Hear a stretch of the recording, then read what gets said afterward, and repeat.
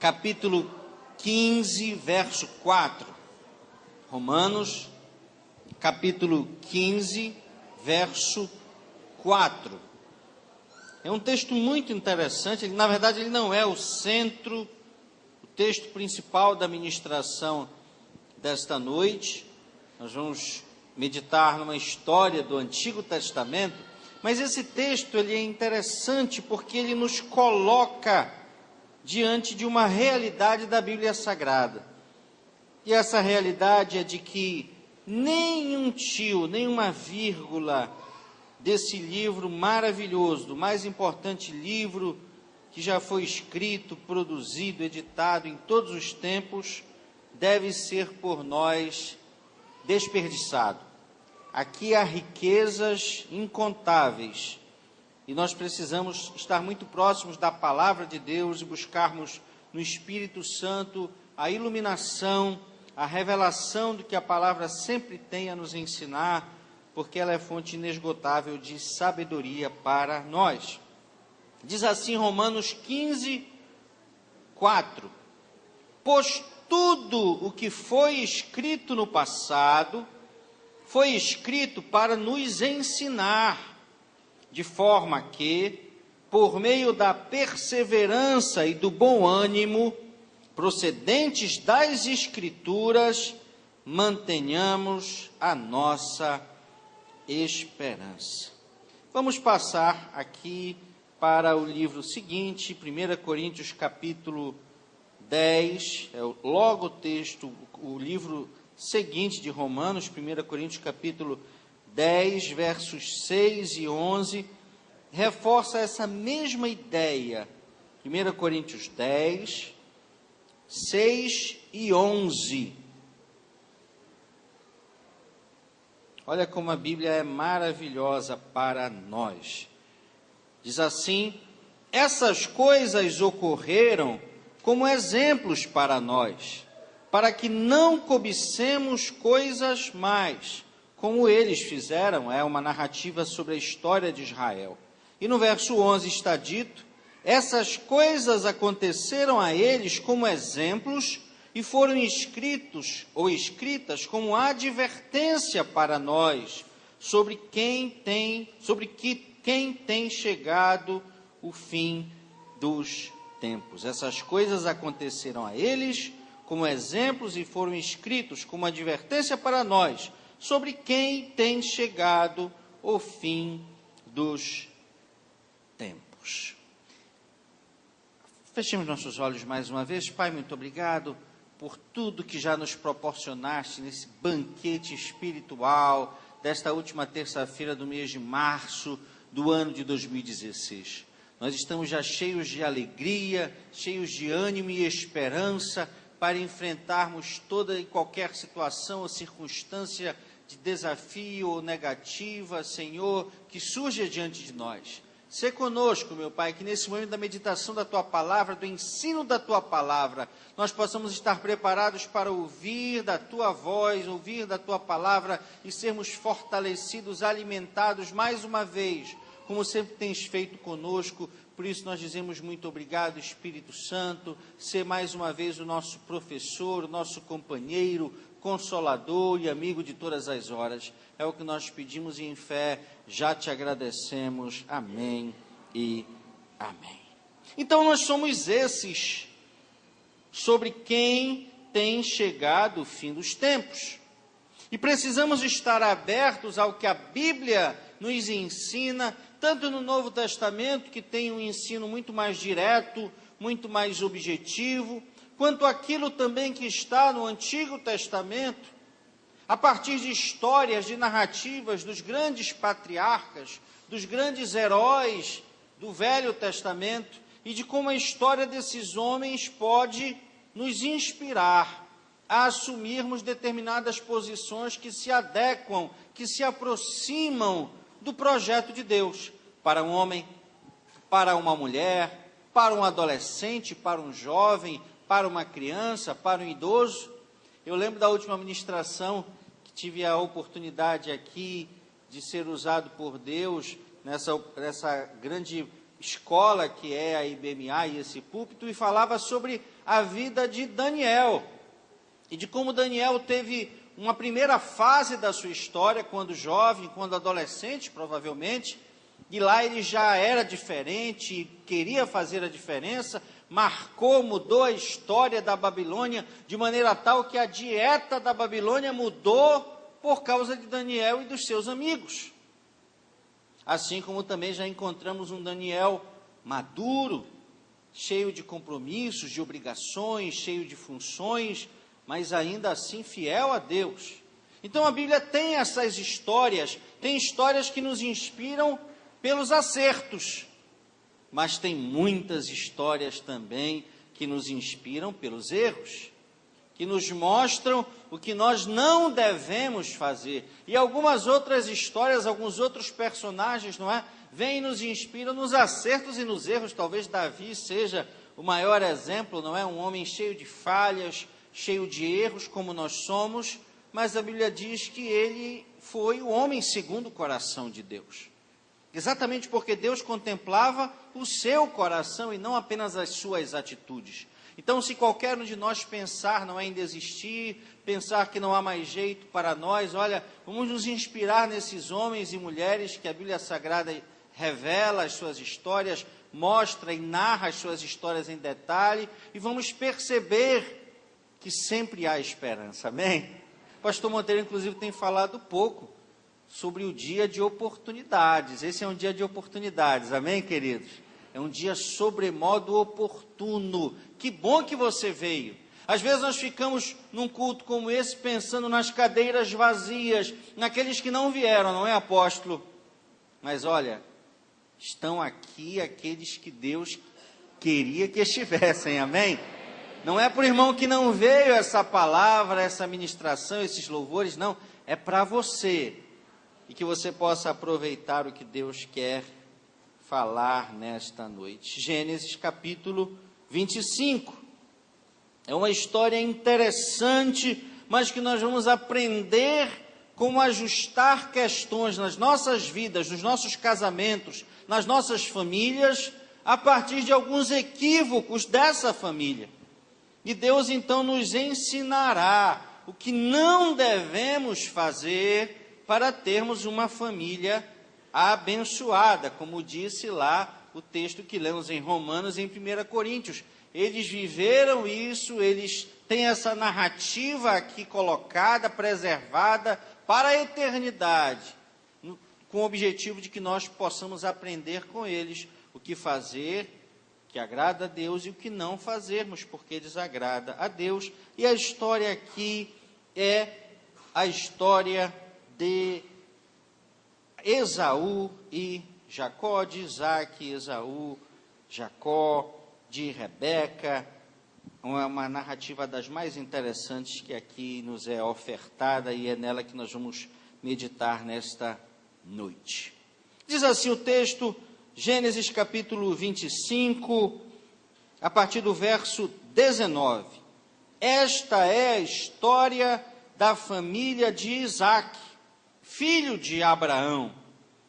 Abraão gerou Isaac, o qual aos 40 anos se casou com Rebeca, filha de Betuel, o arameu de Padã, Arã, e irmã de Labão, também arameu.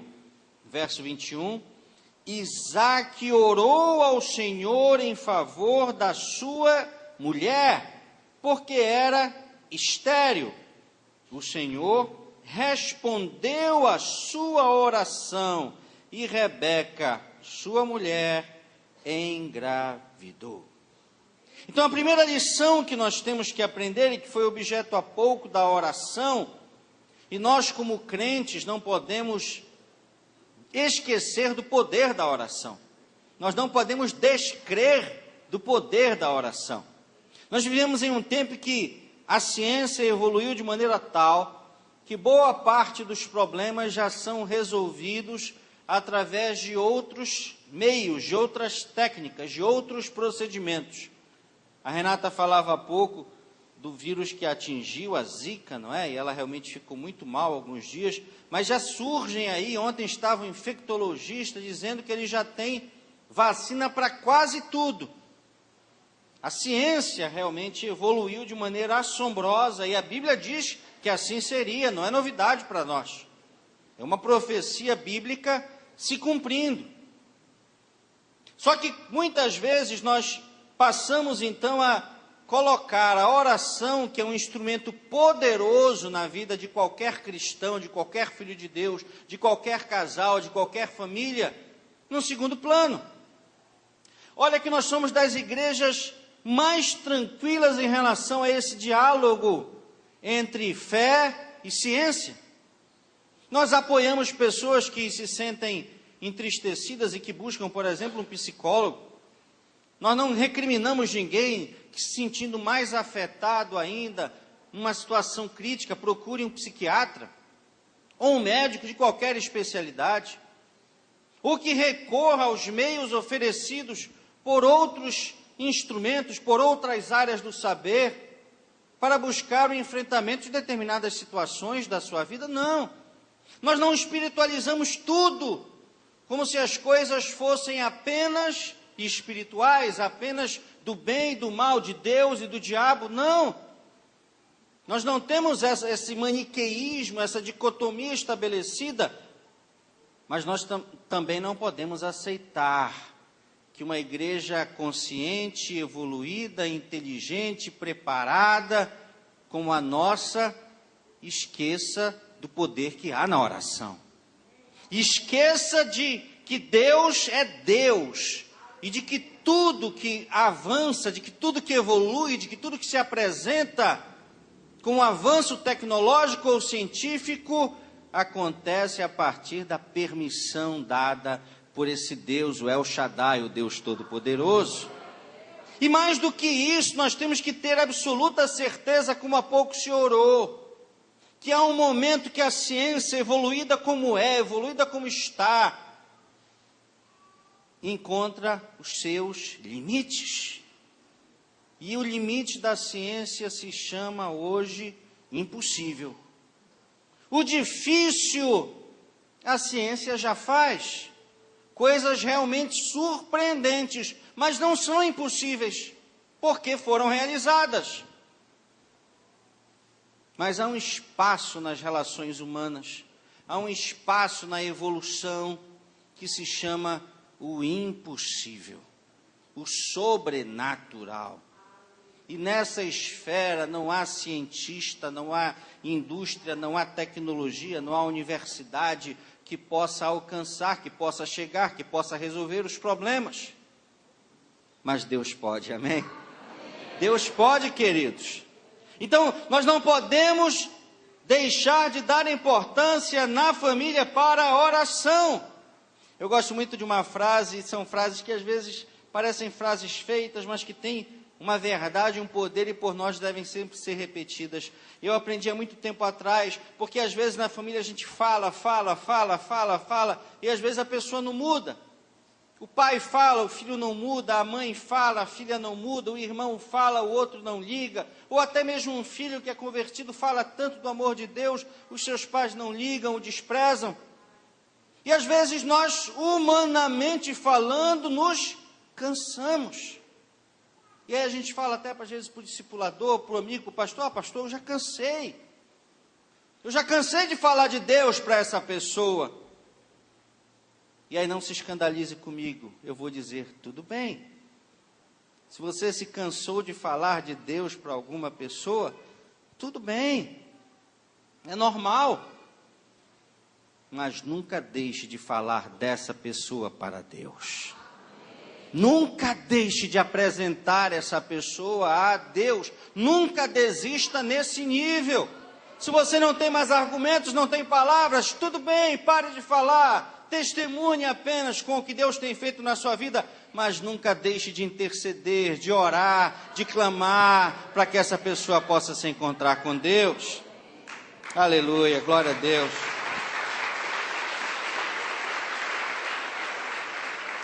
A segunda coisa que nós aprendemos nessa história está aqui, que mesmo sendo resultado da oração de Deus, olha o verso 22, os meninos se empurravam dentro dela, pelo que disse: por que está acontecendo isso. E é uma coisa que nós não devemos alimentar nos nossos lares. Nós vivemos em um mundo muito competitivo. É impressionante. Eu e Renata temos uma filha que é assim, Ana Beatriz, não é? Ela é extremamente competitiva. Eu vou contar a história na hora delas dormirem, elas fazem questão de me esperar para contar alguma história, e ela diz assim, papai, no final então você faz algumas perguntas. Ela quer que eu faça as perguntas para ela acertar as perguntas e vencer a disputa ali com a irmã menor, não é? E é óbvio que ela, como uma irmã que tem 2 anos a mais, acaba tendo mais informação, mais percepção. Ela tem isso nela, esse sentido de estar disputando o tempo todo. Faz parte da natureza humana, esse querer alcançar algum tipo de destaque, mas nós não podemos incentivar essa rivalidade nos nossos lares.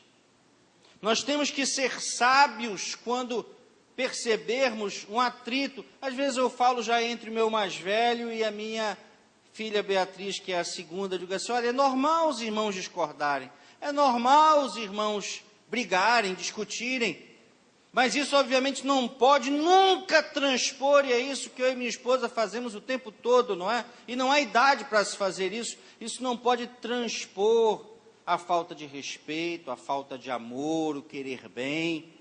E aí nós vamos então, de alguma forma, ensinando e combatendo exageros nesses atritos, nessas discordâncias que acabam sendo normais. É óbvio que a história aqui de Jacó e Esaú transpunha a normalidade. E às vezes esse clima belicoso, esse clima de guerra se instala no lar.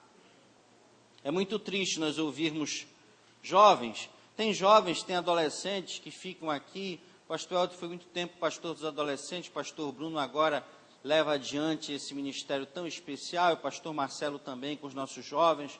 Mas isso acontece com adultos.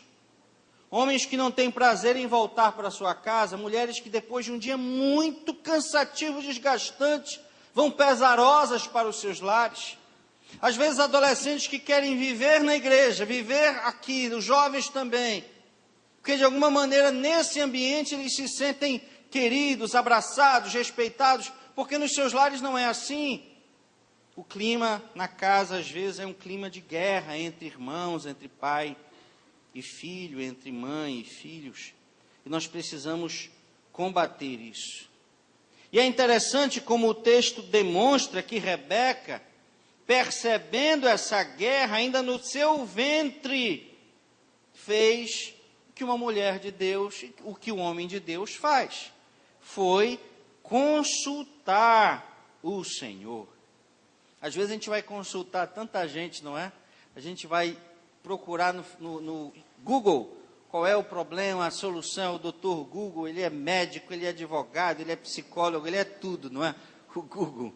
E realmente o Google nos socorre vez por outra, mas nós temos que tomar cuidado. Às vezes a gente liga para o vizinho, às vezes a gente fala com a amiga.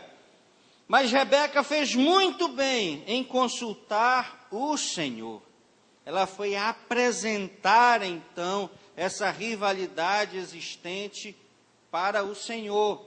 E ele foi, então, ele obviamente explicou o que aconteceria, porque ela tinha aquele sentimento dentro do seu ventre. Queridos, a família deve ser um lugar de amor.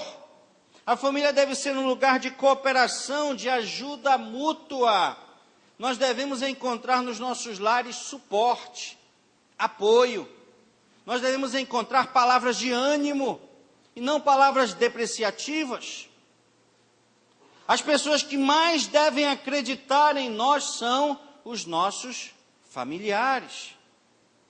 Eu sei que às vezes a pessoa diz, pastor, mas eu já acreditei tanto, eu já dei tanta palavra de ânimo, não é? E não tem funcionado. Nós não temos direito de desistir. Em relação aos nossos familiares, nós não podemos desistir por uma razão muito simples. Deus não desistiu de nós, amém? Foi dito há pouco aqui, nós somos filhos de Deus. Antes de tudo, antes de sermos pais e mães, somos filhos de Deus. E esse Pai nunca desistiu de nós. Então nós não podemos desistir, e algumas pessoas estão desistindo fácil demais. A terceira coisa que não pode acontecer no nosso lar, que nós devemos evitar, é a compreensão de que as pessoas são diferentes, de que uns se destacam mais do que os outros na família. Às vezes nós queremos estabelecer essa igualdade, mas não é possível.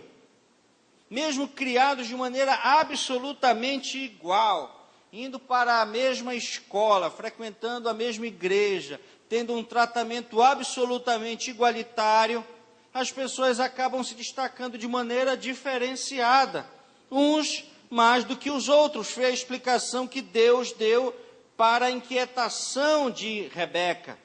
Ela foi consultar ao Senhor e o Senhor disse no verso 23, 2 nações estão em teu ventre, já desde as suas entranhas, 2 povos se separarão, um deles será mais forte que o outro, mas o mais velho servirá ao mais novo.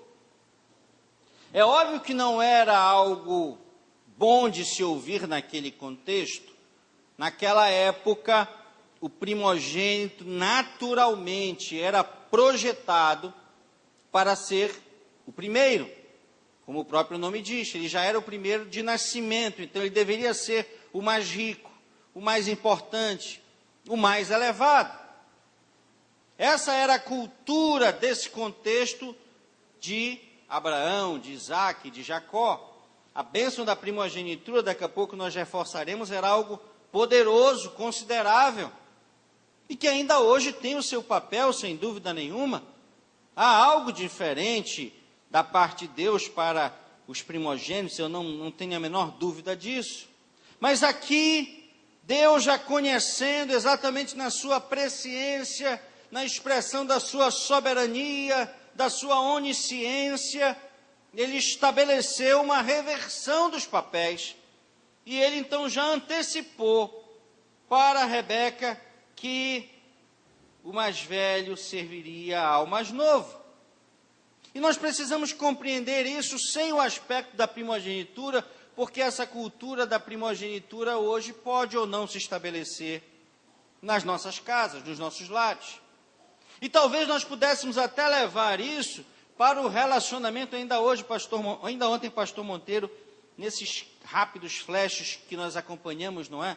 Há pessoas que hoje já estão apavoradas. Ontem foi até hoje na nossa reunião, se comentava de uma determinada situação, e eu dizia, poxa, às vezes a pessoa assiste lá esses programas, não é? O Cidade Alerta, Cidade contra o Crime, o Anais, aquele outro rapaz do meio-dia, fica assistindo os programas desde 7 da manhã, quando é à noite começa a ter pesadelo, né? Sonha com sequestro, sonha com tiroteio e por aí vai.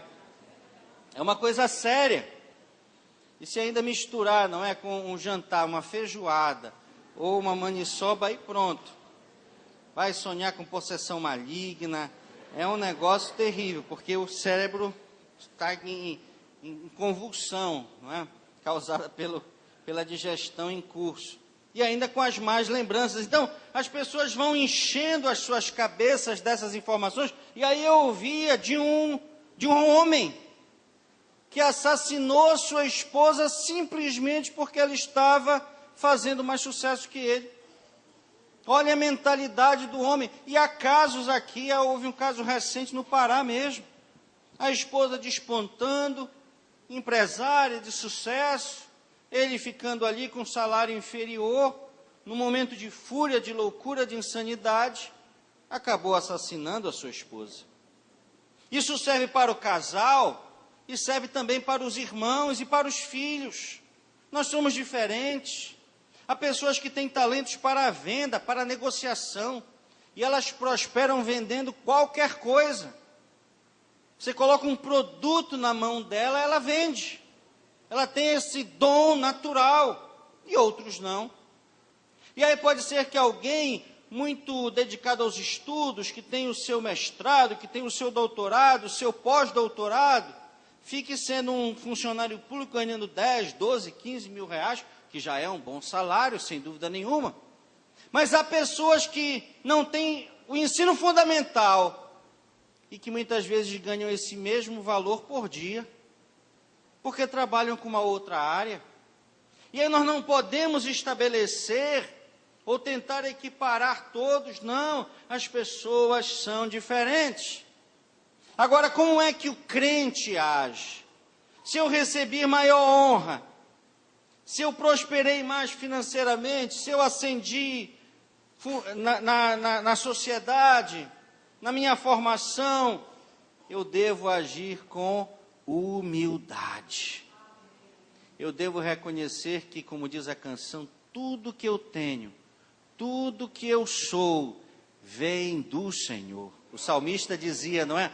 Todas as minhas fontes estão em ti, ó Senhor. E se eu sou então o mais próspero da minha casa, em alguma área, eu não vou menosprezar o meu irmão, que tem menos que eu, que sabe menos do que eu, que é menos importante, menos reconhecido do que eu. Não. Pelo contrário, eu vou agir com humildade. E se eu for aquele da menor honra, pastor? Eu vou ficar invejando, eu vou ficar olhando para a grama do meu irmão, porque a grama do vizinho se diz que sempre é mais verde? Claro que não. Deus tem planos diferenciados, Deus age de formas distintas para cada um de nós. Eu vou descansar na soberania de Deus, sabendo que Deus tem me dado o suficiente, conforme as suas promessas, que eu posso sonhar com mais, é claro, e se eu quiser mais, provavelmente eu terei que, talvez não fazer mais, mas eu terei que fazer diferente. Essa talvez seja a mais simples, mas a mais profunda revelação, não apenas para a vida cristã, mas para qualquer área das nossas vidas. Se eu quero resultados diferentes, eu não posso continuar fazendo a mesma coisa. Eu tenho que fazer diferente, inclusive na minha casa, inclusive no meu lar, inclusive no meu relacionamento conjugal, no meu relacionamento com os meus pais, com os meus irmãos. Eu já venho batendo naquela tecla há tanto tempo, repetindo aquele mesmo procedimento, agindo e reagindo daquela mesma forma, e aí eu fico pensando e perguntando, por que que as coisas não mudam, Deus? E a resposta de Deus, talvez nessa noite, seja, que tal você mudar, não é?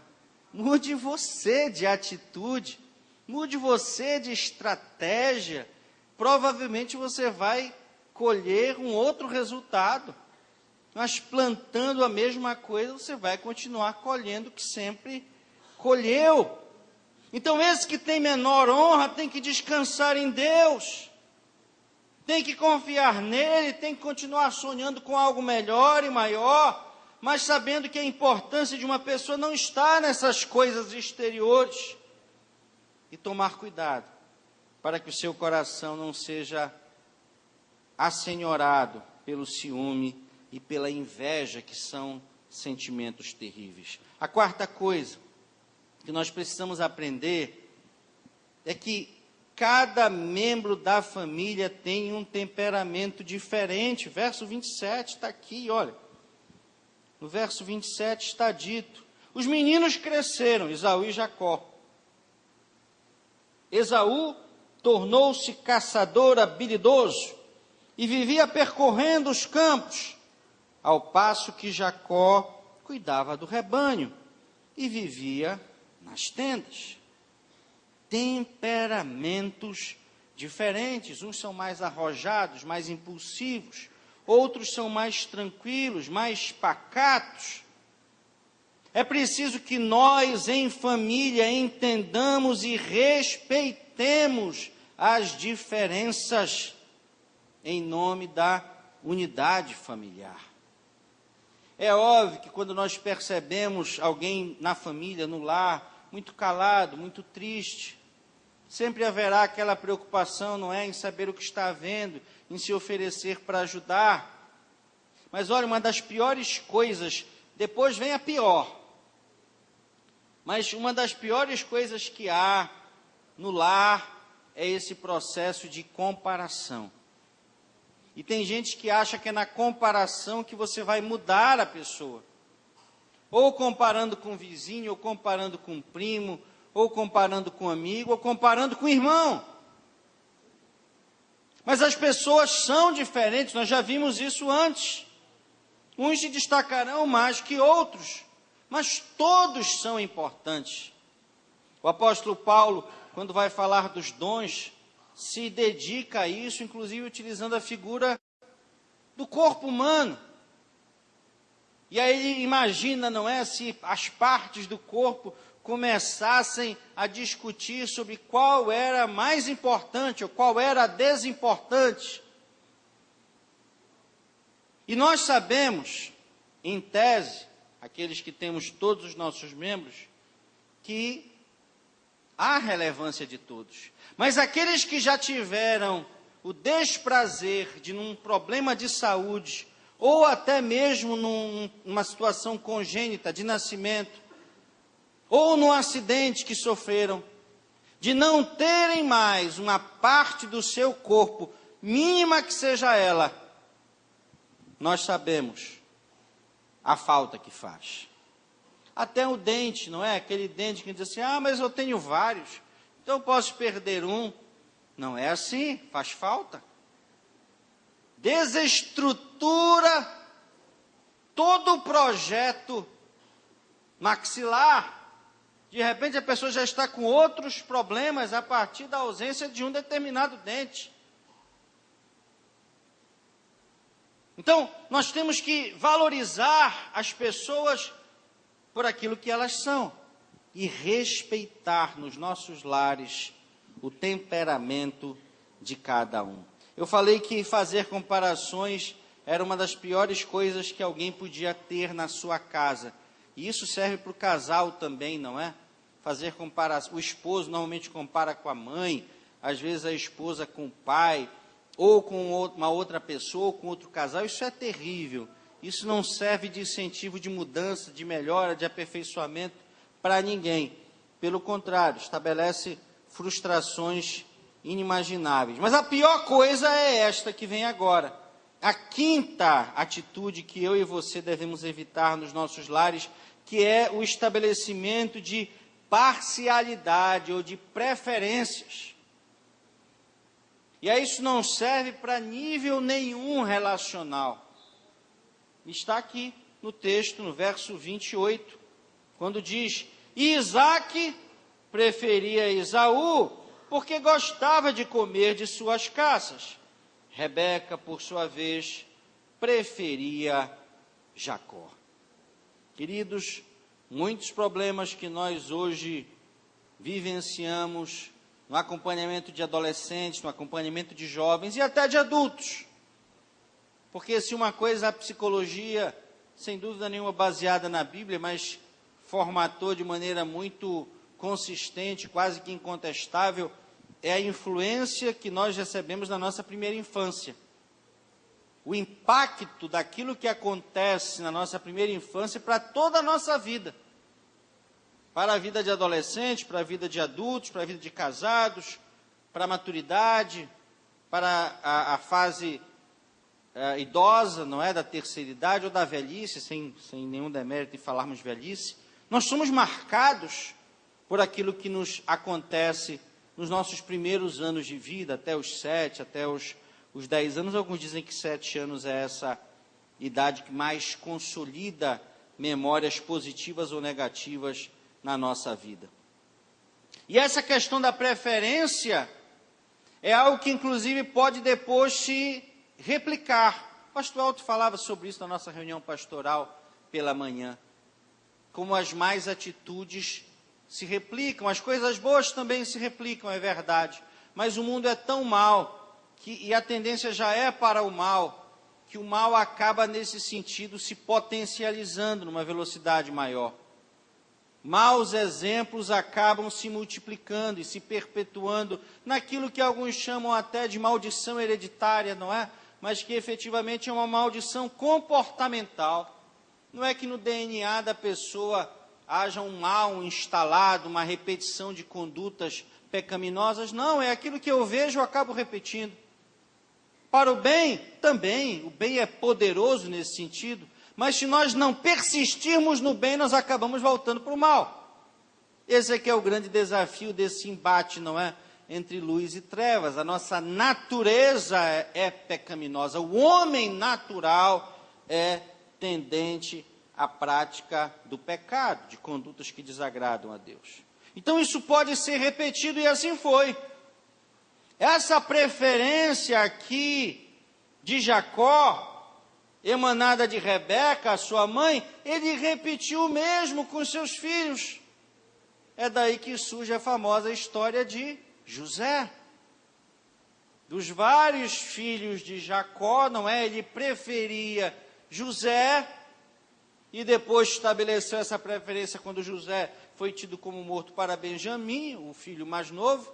Mas ele preferia José e gerou um ódio nos seus irmãos que acabou ocasionando aquela história, aquela saga de José, o famoso José do Egito. Então, não se admite, não se aceita parcialidade, preferência numa casa em que se quer alcançar um projeto de Deus. Isso trouxe problemas para a família de Isaac e traz indiscutivelmente para qualquer família onde essa prática se apresente. Nós temos que encontrar meios, não é fácil. Eu tenho 3 filhos. É claro que às vezes, eu até brinco com eles, olha, eu vou te contar um segredo, não conta para os teus irmãos que eles são muito ciumentos, não é? E aí eu falo que eu amo, que é o meu filho preferido, que é a minha filha preferida, não é? E já é uma brincadeira entre nós, porque até eles já me fizeram desenhar o meu coração, não é? E como era a divisão do meu coração em partes iguais. E aí eu digo, não, metade do coração é da mamãe, aí eles, mas essa partezinha aqui do coração, papai, parece que tem mais do que o lá de cima. E aí é uma confusão enorme.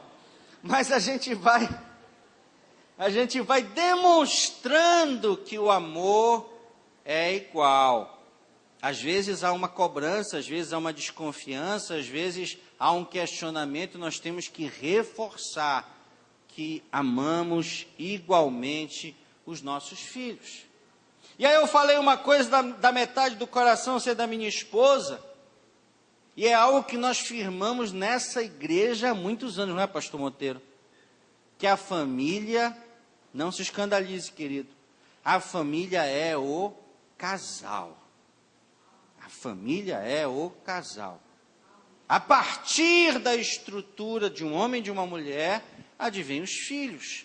São a ampliação, a extensão da família. Mas na falta de um companheiro, é claro, a dedicação é maior, é quase que integral para os filhos, até que um outro companheiro possa substituir aquele que se foi, aquele que se perdeu. Mas na presença de um cônjuge, de um esposo, de uma esposa, podem ser os filhos pequenos, bebês, que exigem mais a nossa atenção, podem ser os filhos na primeira infância, na adolescência, na juventude, na fase adulta, que continuam filhos, obviamente, continuam sendo amados. O mais importante é o casal. Se o casal estiver bem, a família estará fortalecida. O maior presente, já repetimos isso tantas e tantas vezes, que um pai e que uma mãe podem dar aos seus filhos, é a certeza de que eles estão bem, que eles estão firmes, que eles estão fortes, um apoiando o outro, seguindo adiante na jornada, com todas as dificuldades, com todas as lutas, com todas as adversidades que venham a surgir e que surgirão. Mas o casal está unido. Maior tristeza nossa é ouvirmos uma pessoa, homem ou mulher, dizendo, a minha vida são meus filhos. É bonito? É. Mas não pode ser assim, não é esse o projeto. Você tem um esposo, tem uma esposa, tem um cônjuge.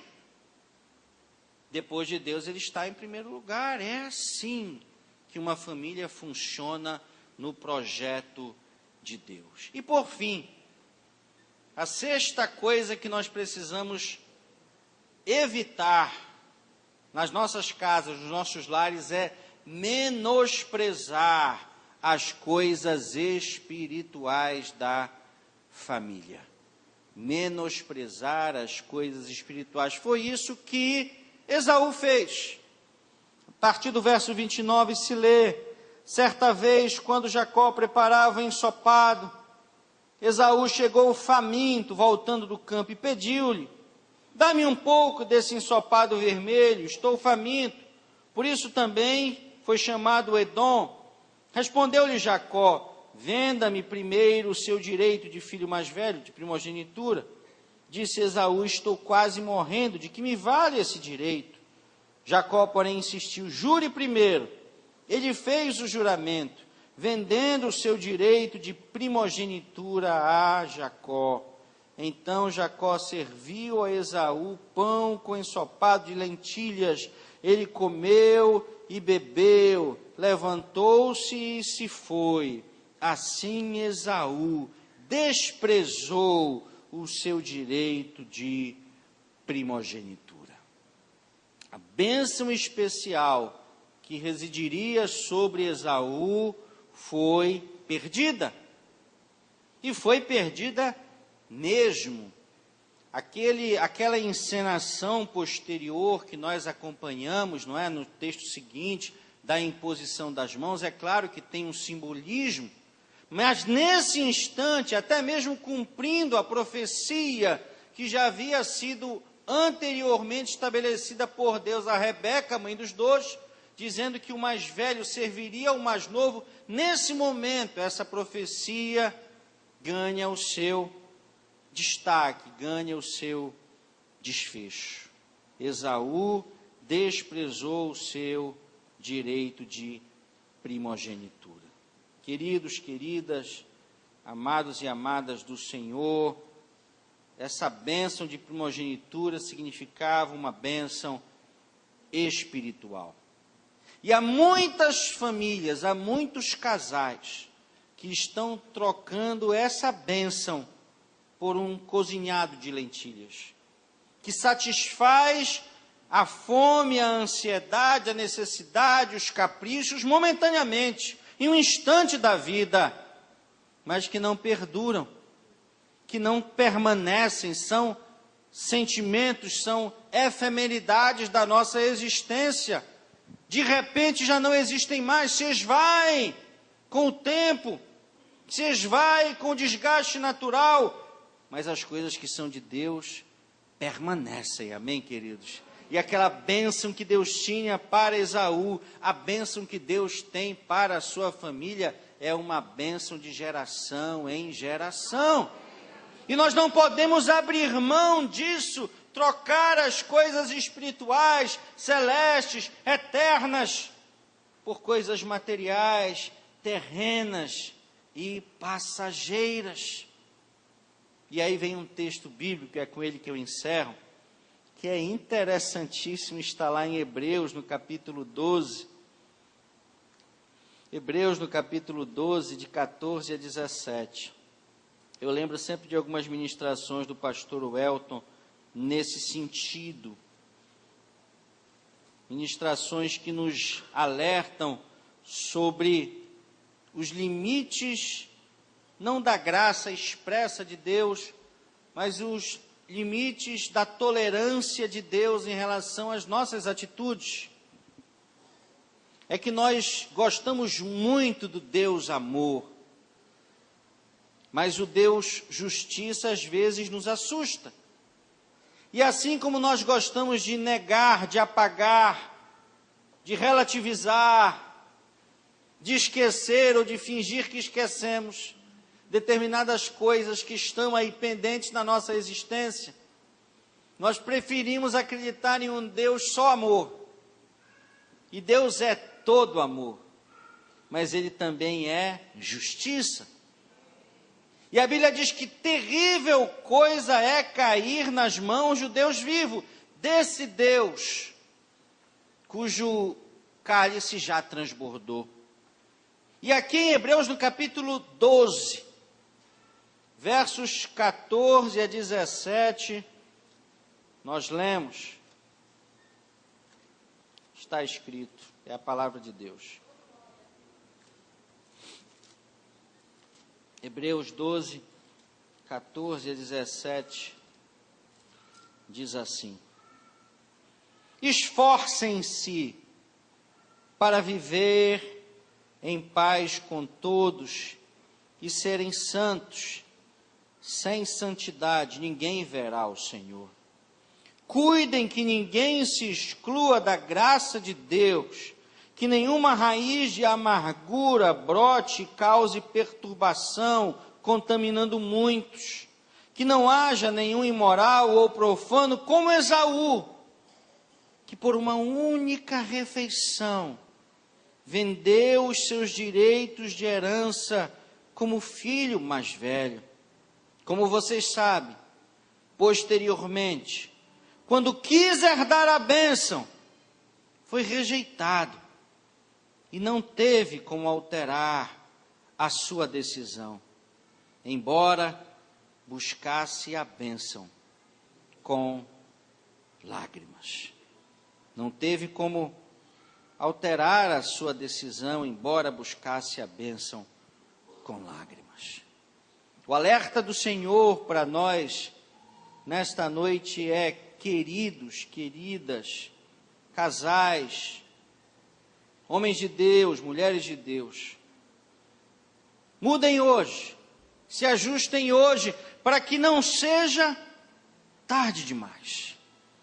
O amanhã não nos pertence definitivamente. Nós podemos ter esperança no amanhã, claro, sempre. A cada nova manhã, mas o amanhã não nos pertence. As coisas que podem ser resolvidas hoje, que assim sejam. Eu não posso deixar para amanhã, para depois de amanhã, para abril, para uma segunda-feira, para um dia especial, para que eu comece a mudar de vida e resolver as questões que estão pendentes na minha casa. Não. A mudança é hoje, para que eu não me arrependa. É estranho às vezes, e eu encerro com isso, com essa reflexão, é que nós já participamos de tantos funerais, de tantos velórios, e é estranho às vezes a discrepância que há entre o velório de um crente e de um descrente. Às vezes as pessoas até estranham, não é, a nossa forma de nos expressar, porque nós sabemos que após a morte segue-se o juízo, não há mais o que fazer. Se há algum católico aqui, não se chateie comigo, mas às vezes as pessoas estranham: poxa, mas vocês não fazem a missa do 7º dia, do 30º dia, de um ano? Nós estamos aqui orando pela alma, para que ela possa seguir adiante na sua jornada. Não, a Bíblia diz que após a morte segue-se o juízo. As decisões que tinham que ser tomadas já foram, não há mais o que fazer. Quem diz é a palavra, quem diz é a Bíblia Sagrada. Por isso que nós temos que agir hoje. Agir hoje. Não há coroas de flores a serem colocadas. Aquilo não resolve. O choro, o desespero de quem perdeu o ente querido também não resolve. A pessoa já está no outro nível, descansando, aguardando a ressurreição dos mortos, inclusive, mas não há mais o que fazer. É por isso que às vezes nós dizemos que mais vale uma rosa no dia das mães ou num dia qualquer do que uma coroa de flores no dia do funeral. Aquilo ali de nada mais vale para a pessoa que se foi, mas uma rosa, um sorriso, um abraço pode fazer a diferença. Amém, queridos? Vamos ficar de pé nesse momento.